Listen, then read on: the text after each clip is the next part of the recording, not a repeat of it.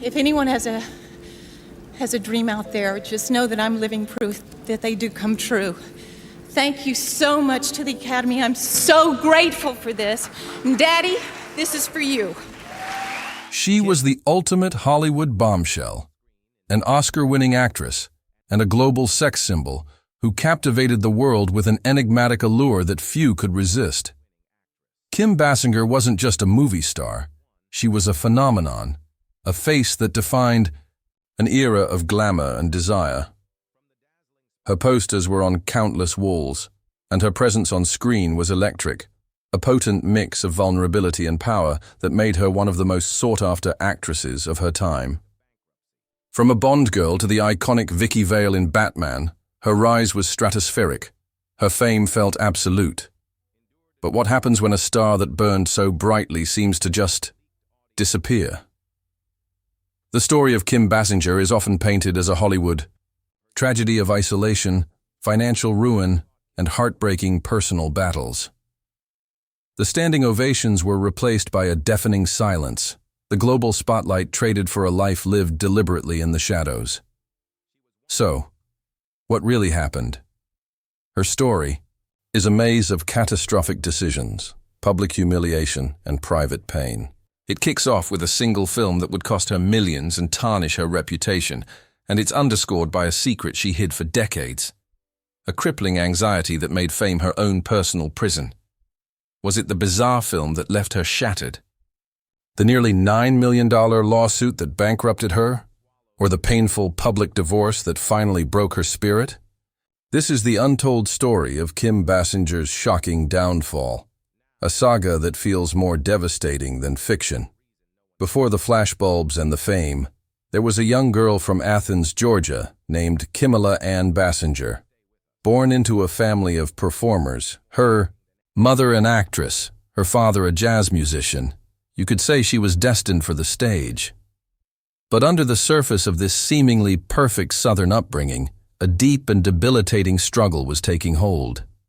From a very young age, Kim was haunted by an invisible tormentor, an extreme shyness that would shape her entire life. In interviews years later, she'd describe a childhood defined by fear. This wasn't just being bashful, it was a paralyzing condition.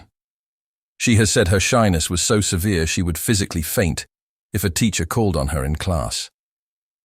Her world was small and suffocating, a prison built from her own anxieties. Her parents, sensing her distress, put her in ballet classes when she was just 3, hoping performance could be the key to unlock her. For a time, it seemed to work. As a teen, she found a flicker of confidence, even making the cheerleading team. The world got its first glimpse of her stunning beauty when, at 17, she won the Athens Junior Miss pageant. That win led to a national profile and, almost inevitably, a modeling contract with the legendary Eileen Ford in New York. But Kim said no. The thought of New York, of all those eyes on her, was just too terrifying. Instead, she enrolled at the University of Georgia, clinging to the safety of home. But the pull of a different life, and maybe a desire to conquer her demons, eventually won out. She reconsidered and moved to New York to become a Ford model. That decision changed everything. In the early 1970s, Kim Basinger became a wildly successful model. She was on the cover of countless magazines, the face of brands like Breck Shampoo, and earned an impressive $1,000 a day. To the world, she was the picture of confidence. Inside, she was fighting a war. She reportedly hated modeling, finding it hollow. The woman in the photos was a character, a mask she wore to survive. Her real passions were acting and singing. In her spare time, she took classes at the prestigious neighborhood playhouse and sang at open mic nights in Greenwich Village, trying to find an authentic voice. By 1976, she'd had enough. As the story goes, in a dramatic gesture of defiance, she threw her modeling portfolio into the East River and moved to Los Angeles to become an actress. It was a leap of faith, a declaration that she was more than just an image. She landed small roles on hit shows like The $6 Million Man, and Charlie's Angels, slowly and steadily climbing the ladder.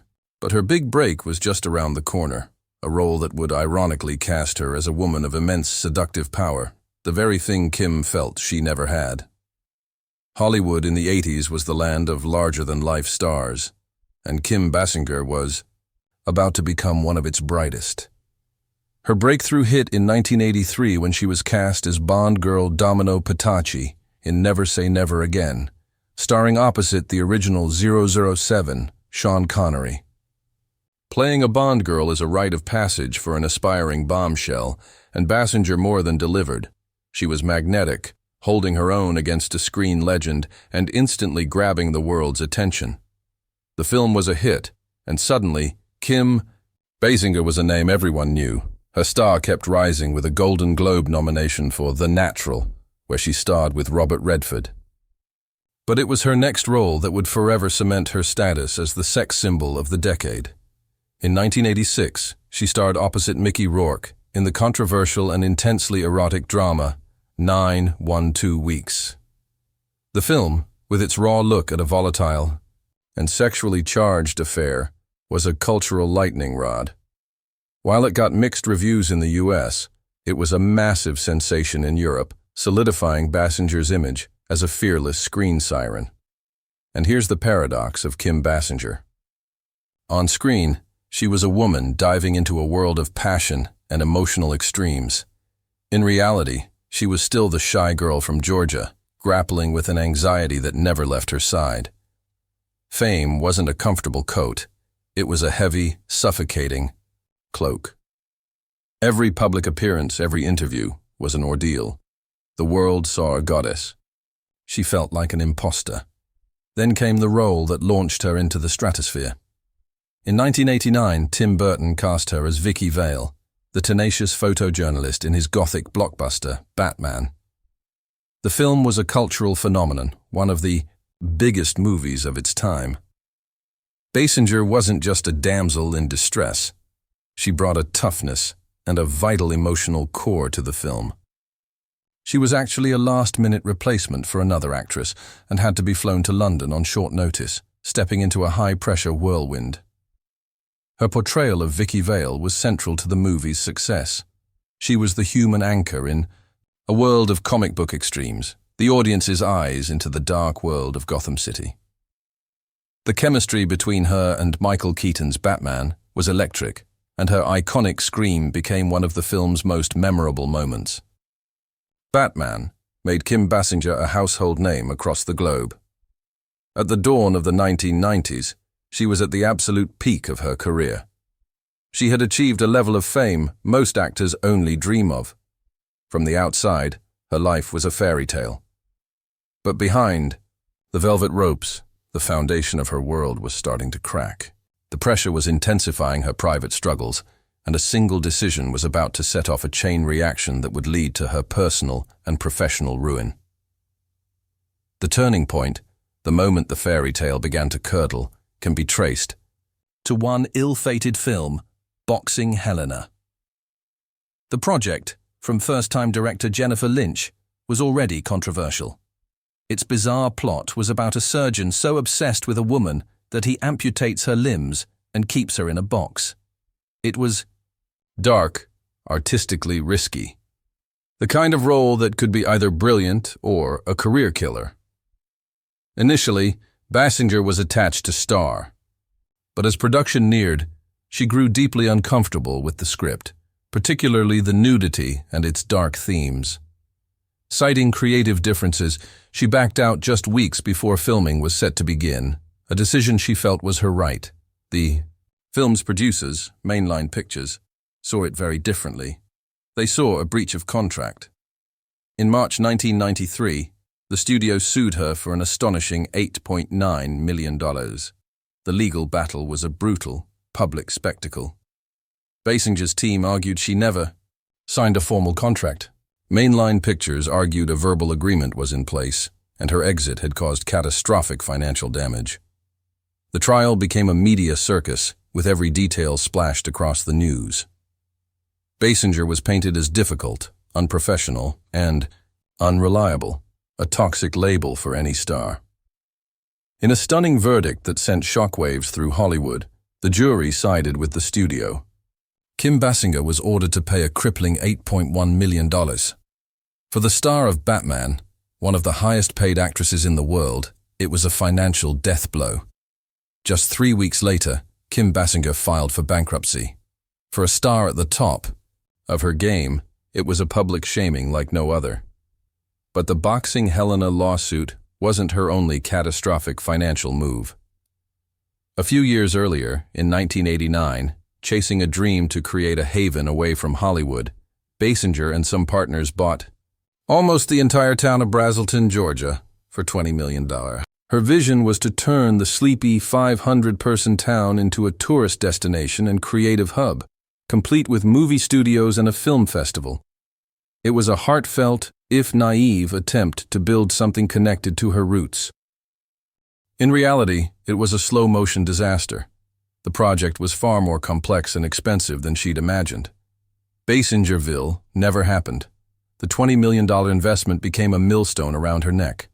By 1995, deep in bankruptcy, she was forced to sell the land for just over $4 million, taking a staggering loss. Her dream had dissolved into another public failure. Between the lawsuit and the failed town, Kim Basinger's fortune was gone. Her net worth had evaporated.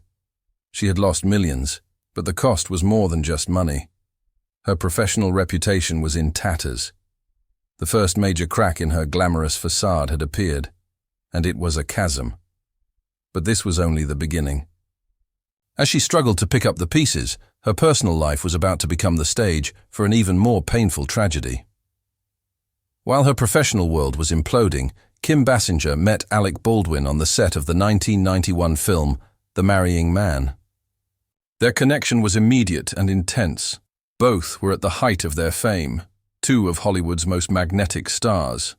Their on-set chemistry quickly blossomed into a real-life romance, and they married in 1993, creating a Hollywood power couple. But their relationship was notoriously tempestuous. Stories of their fiery arguments became tabloid fodder. Their marriage was a whirlwind of passion and conflict, all played out under the media spotlight. In 1995, they welcomed their daughter, Ireland, but even that moment was marred by Baldwin getting into a fight with a photographer on the way home from the hospital. The pressures of their careers, their combustible personalities, and Basinger's ongoing financial turmoil put an immense strain on the marriage. By December 2000, they separated. In 2001, Basinger filed for divorce. What followed wasn't a quiet split, but a brutal, drawn-out war that would last for years. The divorce itself was ugly, but the real battlefield was the custody of their daughter. The ensuing battle was one of the most bitter in Hollywood history, a toxic vortex of legal maneuvers and psychological evaluations that dragged on for years. At one point, a court agreement detailed the exact hours Baldwin could call his daughter and required both parents to attend counseling. The fight hit its ugliest point in 2007 when a voicemail from Baldwin to his 11-year-old daughter was leaked. In it, an enraged Baldwin called Ireland a rude, thoughtless little pig. The backlash was immense, laying bare the sheer toxicity of the situation. For Basinger, the relentless public scrutiny and the emotional toll were devastating. She called the divorce heavy-duty and very out loud, a public spectacle that left her and her daughter exposed. Throughout all of this, Kim was fighting another deeply private battle: agoraphobia. For decades, she had been silently suffering from a severe anxiety disorder that, at its worst, made her a prisoner in her own home. This wasn't just a dislike of crowds. It was a terrifying condition. "I wouldn't leave the house," she later said in a rare, candid interview. "I would no longer go to dinner." The disorder, which began in childhood, was massively amplified by the pressures of her life. She explained how she had to relearn to drive and for years couldn't bring herself to go through tunnels. "Everything used to make me nervous," she admitted, "like the glass sliding to open the door, or where do I step to open the door?" She lived with a constant dry mouth and overwhelming exhaustion. The glamorous movie star the world saw was privately fighting a war just to function. The combination of financial ruin and public humiliation created a perfect storm that trapped her. The fame she'd worked so hard for had become her cage. Amidst this storm of personal and financial chaos, something remarkable happened. In 1997, as her custody battle raged and her bankruptcy was still fresh, Kim Basinger delivered the performance of her career. In the neo-noir masterpiece, L.A. Confidential, she played Lynn Bracken, a high-class prostitute styled to look like Veronica Lake, caught in a web of corruption in 1950s Los Angeles. Her performance was a revelation. She infused the classic femme fatale with a world-weary vulnerability and sharp intelligence that was mesmerizing. In a poignant way, the role mirrored her own life, a woman whose public image of glamour masked a deep well of private pain. The critics raved. And in a moment of supreme irony, while her personal life was being picked apart as a failure, her professional life hit its highest peak. Kim Basinger won the Academy Award for Best Supporting Actress. Standing on the Oscar stage, she was the picture of Hollywood royalty. It was a moment of incredible triumph, a testament to a talent that shone through the darkest of times. But the victory was bittersweet. It couldn't erase the lawsuits, the debts, or the emotional scars. It was a high point in a life that was veering off course, a brief, shining moment before the retreat became absolute. After her Oscar win, Basinger didn't stage a big comeback. Instead, she began a slow, deliberate withdrawal from the spotlight. It seemed less about a lack of opportunities and more about self-preservation. The cost of fame had just become too high. She continued to work, but her choices were more selective. She appeared in I Dreamed of Africa and gave a critically praised performance as Eminem's mother in 8 Mile. But the days of headlining blockbusters like Batman were over. She wasn't chasing stardom anymore. She was retreating from it. The woman who was once a fixture on every red carpet became increasingly reclusive. Her disappearance from the A-list wasn't a sudden vanishing act, but a gradual fade. She had seen the top of the Hollywood mountain and had been thrown to the bottom. The Oscar was a validation of her talent, but the tragedies that surrounded it had taught her a harsh lesson. Her retreat wasn't a surrender. It was a quiet, dignified choice to find peace, even if it meant letting the spotlight move on. She was choosing her sanity over her stardom, an act of profound strength. Today, at 71, the life of Kim Basinger looks nothing like the whirlwind of fame and chaos that once defined her. Her later years are not a story of a tragic downfall, but of a quiet and deliberate reinvention. She has successfully traded the glaring spotlight for a life of privacy, purpose, and peace. After the storm of her divorce subsided, Basinger found stability in a long-term relationship with Mitch Stone, her former hairstylist. They began dating around 2014, and their partnership is famously private. Friends describe Stone as a calming influence, and the couple has built a quiet life together, far from the paparazzi that once hounded her. Professionally, she hasn't retired, but she has become exceptionally selective. She made a notable return to blockbusters as Elena Lincoln in the 2017 film 50 Shades Darker, and its sequel, reintroducing herself to a new generation of moviegoers. As she puts it simply, "I'm picky." Her net worth, once decimated by bankruptcy, has since rebounded. Through selective work and smart management, it's now estimated to be around $20 million, a testament to her ability to rebuild after catastrophic loss. Perhaps the most significant part of her life today is her passionate activism. Basinger has dedicated enormous time and resources to fighting for animal rights, a cause she has championed since childhood. She works with organizations like PETA and Last Chance for Animals to combat animal cruelty worldwide, from the dog, meat trade in Asia to the use of animals in circuses. "This is my heart," she once said. "When I stand up for animals, this is my heart."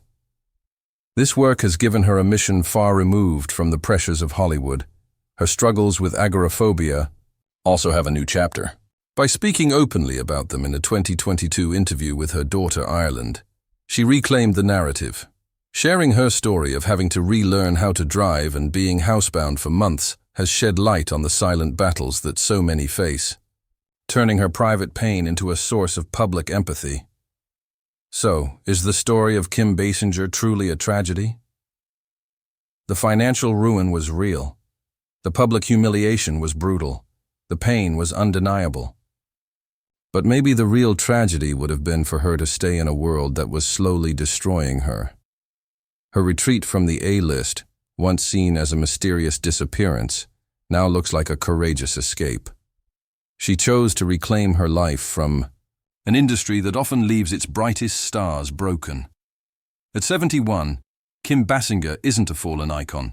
She's a survivor who, after being pushed to the brink, finally found a way to save herself. Her quiet life of activism and peace may just be her greatest role yet.